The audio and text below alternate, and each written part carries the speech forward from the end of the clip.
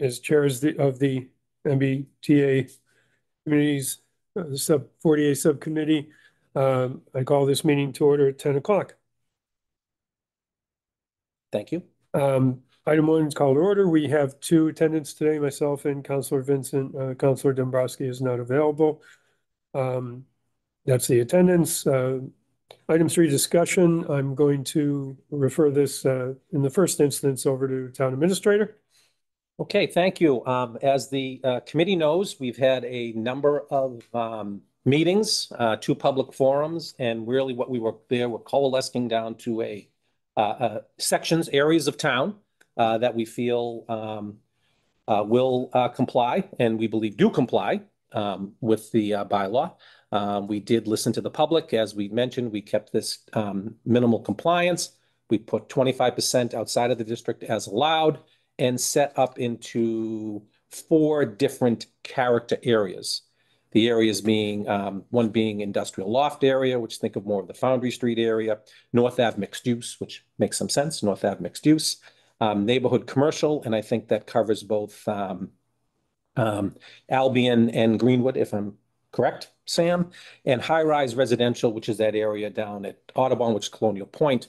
We spent a lot of time on that, had a lot of public hearings on that. And the second part of that is that, then we have to put together an actual pros bylaw. So Sam and I have spent countless hours over the last week or so, really since we felt that the committee was basically in agreement with the areas, which they were. We have forwarded this to the committee, who have separately given me their edits. And I thank you for pointing out areas where I or Sam, I'll take it was more me, missed some areas and, missed some comments and what have you in there, and made some areas, made this a much better streamlined bylaw for presentation at town meeting. Town council Mullen has also reviewed this, as he does with every zoning article. He and I actually spent probably 2 hours yesterday going over this almost line by line, and Sam too as well. So I think the bylaw is in good shape. Also, we are going to be very proactive. We are going to have, as was brought up at one of the forums, we are going to have addresses. We're also meeting with our ADA compliance officer to make sure that these are as accessible as possible to everybody, including the fact that the colors on the different map areas have actually been vetted to make sure they are much more accessible to those that may be colorblind when they're looking at it. I'm very pleased with this. I think it does exactly what we need to do. I think it does exactly what we set out to do when we started this whole process. So I don't know if Sam wanted to add anything, Mr. Chairman, if that's okay. Councilor Vincent. Thank you, Chairman Clay. I did want to amplify something. First of all, I want to thank Sam and Steve and Mr. Mullen for their excellent work on putting this together. I also want the public to know that this MBTA 48 Town Council Subcommittee was appointed on June 24th of 2024. And in just over 100 days, we've conducted a survey, we've had 5 meetings, and we've had 2 public hearings. And if you do that math, that means we had an average of 1 meeting or hearing every 14 and a half days. So it gives you an indication of the sense of urgency and importance that the town council and Mr. Mayo and his staff have in making sure that this gets done and presented at town meeting in November. Thanks.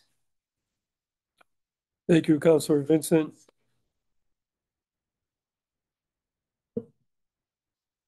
So I guess I'd like, I think that I'd love it if we would actually adopt the maps of the different areas in the map area as one vote.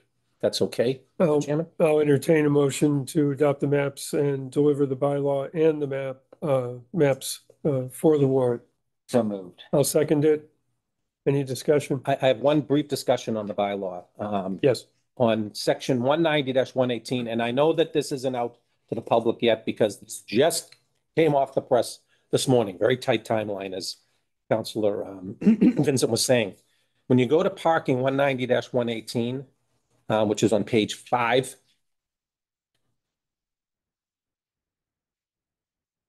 and I'll read that. Unless otherwise stated in Article 20, which is what this is, or presented to be of the zoning bylaw herein, so unless there's something in here about parking, refer to parking and loading requirements 190-37, location and design of off-street parking spaces, period. We limited it to A through C in our original draft under that existing zoning bylaw.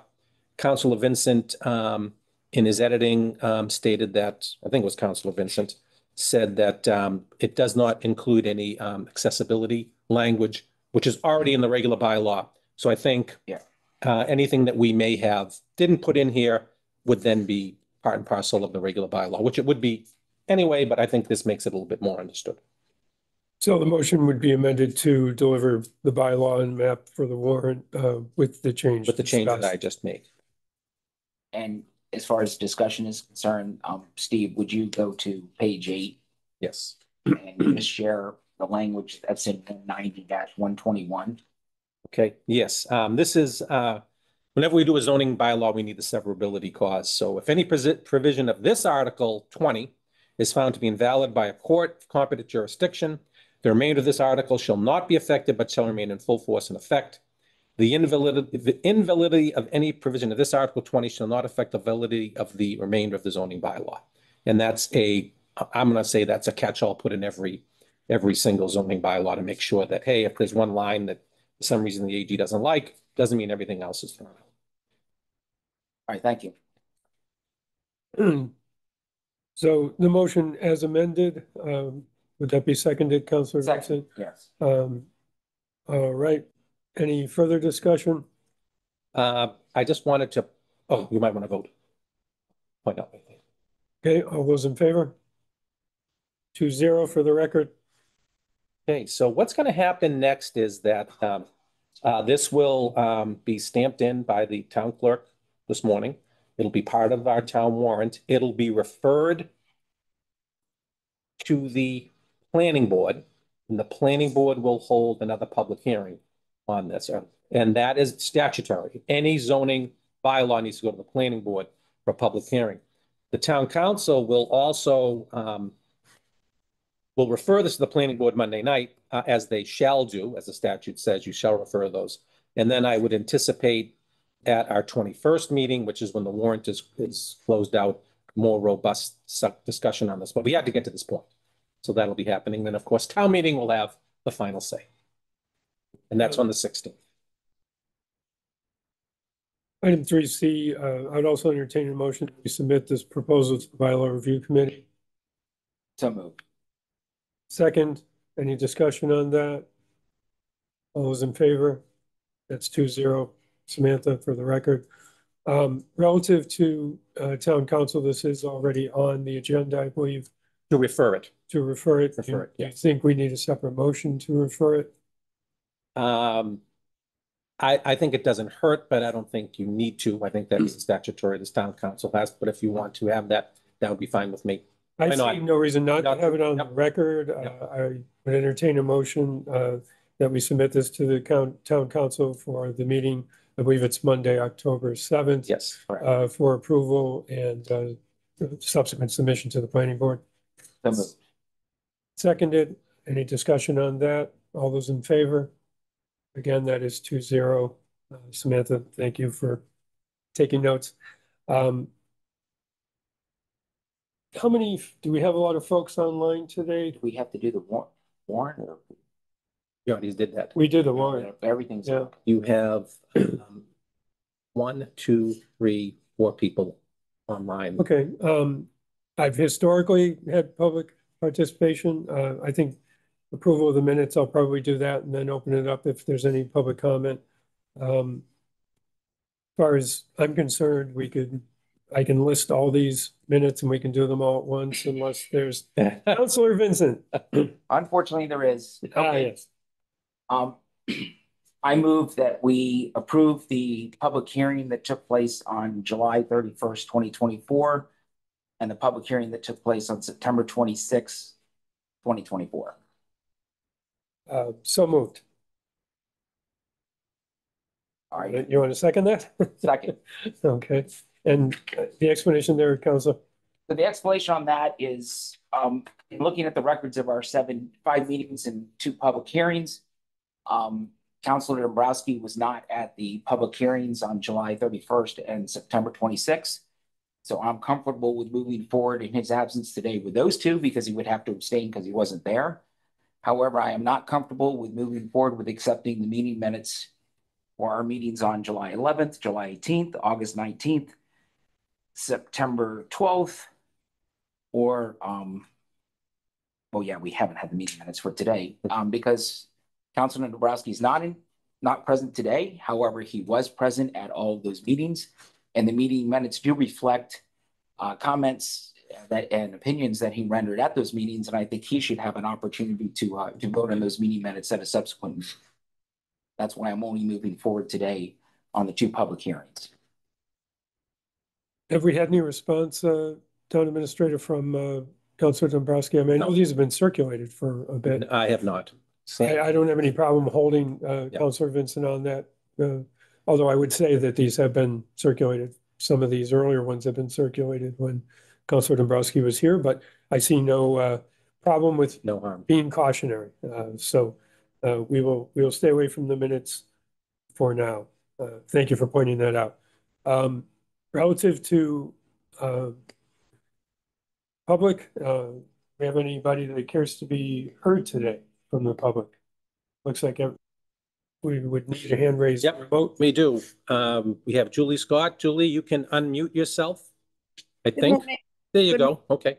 Having such an early morning meeting. It worked well for me. Thank you. Thank you for this whole process. It's been very open and very transparent. And thank you for every single meeting, asking for public input, even if it's not on the agenda. So respectful and so appreciated by me.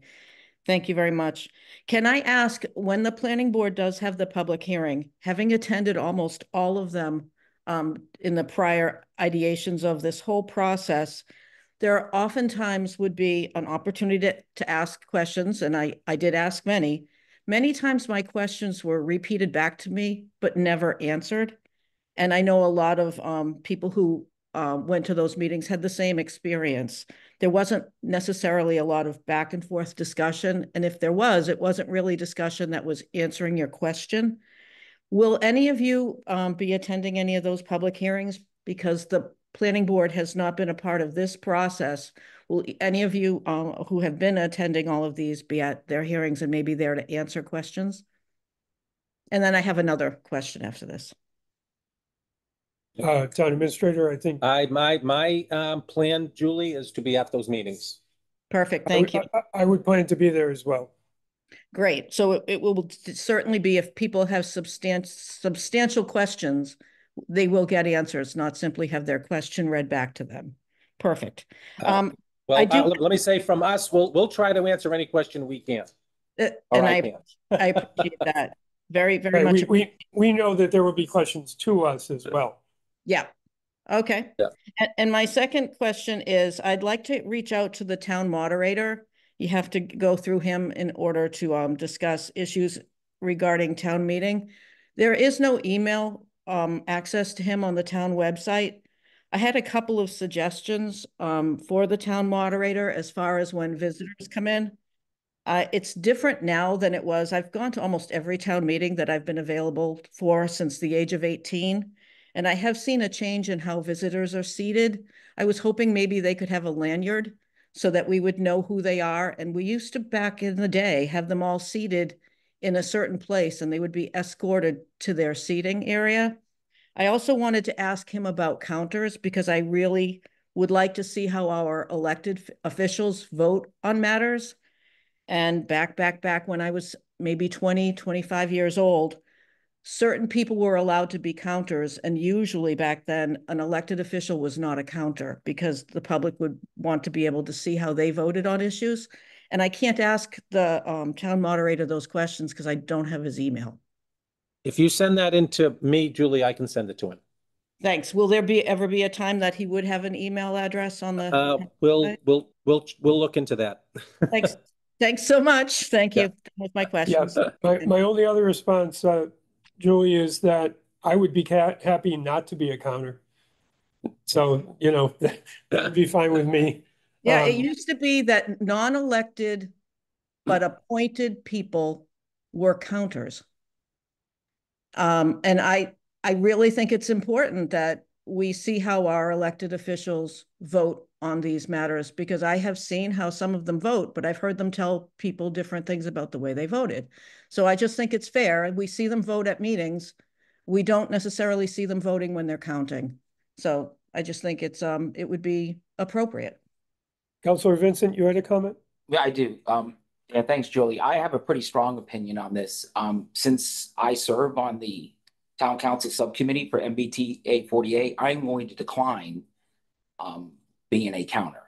I Well, don't think it's appropriate. I don't think it's appropriate for me to be a counter on this particular warrant article specifically, because I'm one of the people that's sponsoring this warrant article. So I do not plan to be a counter at. And you read my mind. You read my mind, Councilor Vincent, because I also have seen people who have served on boards and on committees and have worked toward a process that has come to fruition at town meeting, actually being counters on the end result of a process that they were actually involved in creating. So I don't want to see that at town meeting anymore. So that was just a suggestion that I would have been able to keep quiet and not said it at this meeting, but I don't have an email to send the question to. But thank you. I agree with you, Councilor Vincent. Thank you for understanding me.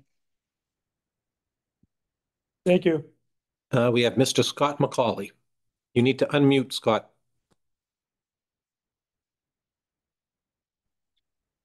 Good morning. There you go. Thank you. So I could probably vouch for any minutes if you want. So I'm just saying out there. Mike, I think you have an out now that Bob is declined to be a counter, and I think he has a very valid point. So I think you're all set with that. It's interesting that Julie brought that up, because I was thinking the same thing. I had reached out actually too about Bill Carroll's information not being on the website because he's an elected person in town, and I think he's the only one. And he made it a point at the last town meeting when I asked about handouts and presentations that everything needed to be vetted by him, and he was the one to vet that. So if people need to do that, then we need to make sure that he's accessible to people. So I think that's a great point that Julie brought up too. I wanted to check in and see. I know I sent some information, and Mike, I think you said Steve might be working on it on ADA compliance. Yes. As far as listing of properties. My whole contention is that this is a zoning article. In zoning in our bylaws and in the state, you need to have boundaries and addresses and all that. I know it's town meeting, but when you go to town meeting, you say, well, we can't increase a map at town meeting because that will negate it because those people weren't made aware. Well, the same applies to, you need to send out postcards to people, and you need to let them know the different properties. The other side of that with the ADA part of it is that, and Title II says that anything that's anything that is like a map or a chart needs to have metadata in the background. So if somebody is blind and they hover over it, there's the digital screen reader will read the information that's in there. So that's another compelling thing to have all these addresses and stuff listed. And I brought this up last go around. It's still pending with the state. And I'm bringing up in advance of this that, just having the warrant article without any map associated with it, which was posted before, you have no idea where these zones were, or if your property was included in that without referencing the map. The map wasn't available in the publications that were in the paper. They were on file at the town clerk, but as I'll point out, I went to the town clerk's office the day of the town meeting last time, and the map that Ed Dombrowski referenced for his thing, dated whatever the date was not in the file. There were other maps around, but I had no idea because it wasn't the map that he had referenced. So we just want to make sure that people know exactly where these properties are. Steve, I know you mentioned about dropping off flyers are great, but there's two parts of that. You can drop off flyers to everybody that's in a multifamily unit, but those might not necessarily make it to the landlord or the ones that are paying the taxes on that property. So I think we need to be using the tax voter roll to send out stuff to people as well, so that they're aware of what's going on. So that's all I really wanted to touch on. So.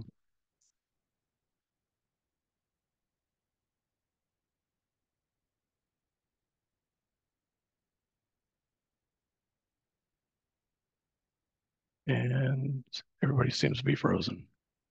Oh, Our entire internet went down at the RCN level. So thank you for yeah, staying with us. that's all right. We already got everything settled and voted on it. You So did good. yeah, you want us to send you the minutes? Please do.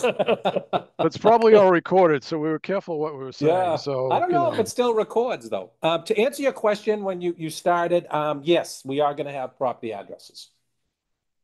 you are. Okay, Yes, I am. good. Yep. That's good to hear. We Is that we going to already be? looked at that. Yep. And we Okay. proactively reached out to our ADA coordinator to confirm the map has color blindness ratings. I don't know if you heard this earlier, and to see if there's anything else that we need to be mindful of in this process. Great. Yeah, is the metadata, is that something you're familiar with? Jen is. It's how you Okay. hover over Jen something. McDonald. Yeah. Yeah. Okay.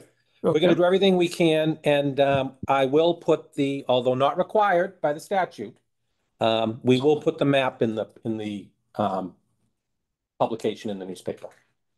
I think it would behoove you, because Yeah. in the last article we had, where the marijuana overlay was going to be with the map, Yeah. where we had Brian McGurl's overlay was going to be with the map, and we didn't have the Wakefields, and it should be accessible. Because before, you used to be able to go, the people who work during the week, you could go to town hall on Thursday evenings because they used to be open late. And they went half day on Fridays. At some point, that late on Thursday disappeared, but the half Yeah, day it was on a COVID Fridays, casualty. the half day on Friday still stayed in place, though. So I'm I not know, sure it's where the great. time was made up there. But it Everyone doesn't. still works their full hours. Well, I'm just not sure, when people are able to go down, if they're working, 8 to 5 during the week, to be able to see maps. So in this And day of and course, this age, all will be digitally available as well. right. In this day and age, everything is digital. There should be Yeah. no reason why we can't put it up on Yeah. the website Yeah. and other stuff like that too. So, Yeah. but great. Yeah. Thank you. Yeah, just wanted you to know we are listening, and we're Yeah. trying to do what we can where we can. And I'm relative to the who's voting and who's counting votes, we're I assume on Monday we'll have a full town council vote. And I agree with what has been said. It would make sense to me if people vote 7-0 or however they vote on Monday, that the public be allowed to see how they're going to vote at town meeting, whether they've changed their minds, and if so, why. And these are legitimate issues, I think. So I'm in support of not just because I'm lazy and I don't want to go all the way up to the second row and count. I'm in support of these ideas. and I think that I've been pretty transparent with you, and that I appreciate fully everything that's been done this go around as compared to the last time. And I've said that publicly and privately to a few of you, that I appreciate it greatly.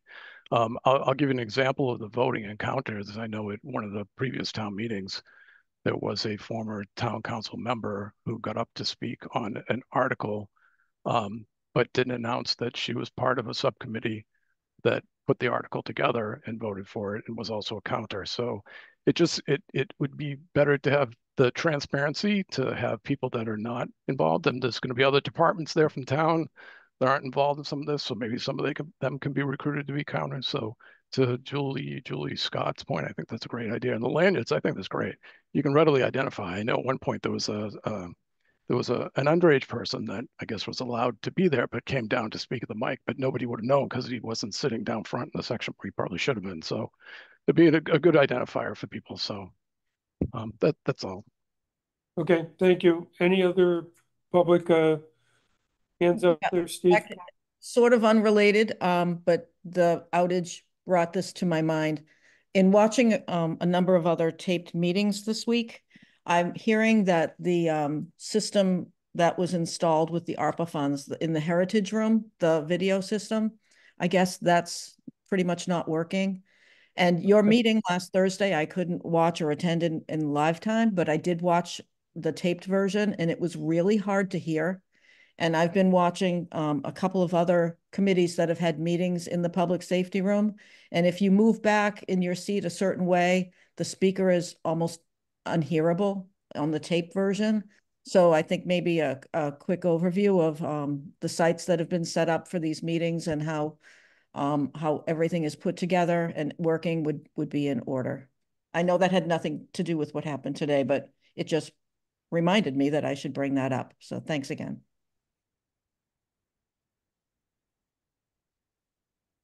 And we had the PA. Right. We're looking into whether the PA can be silenced for that one room, Steve. Yes, we are. Yeah.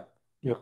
It wasn't That- just that, it wasn't just that though. It's the quality of the sound that you can hear even when there wasn't that. I know what you're saying. That meeting was very loud, but in other meetings there is no background noise and it's still hard to hear the speakers. So I don't know if it's the microphones, maybe they're not always putting their microphones on, but if somebody could take a look to see that everything's securely set up, that would be appreciated. Okay, thank you. Thank you. I see no one else, Mr. Chairman.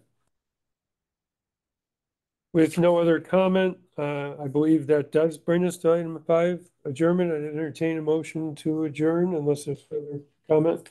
My only other question is, do we need to schedule another meeting of the subcommittee now? Or we hold off and decide when we have another meeting, but Right. we know when we should have it.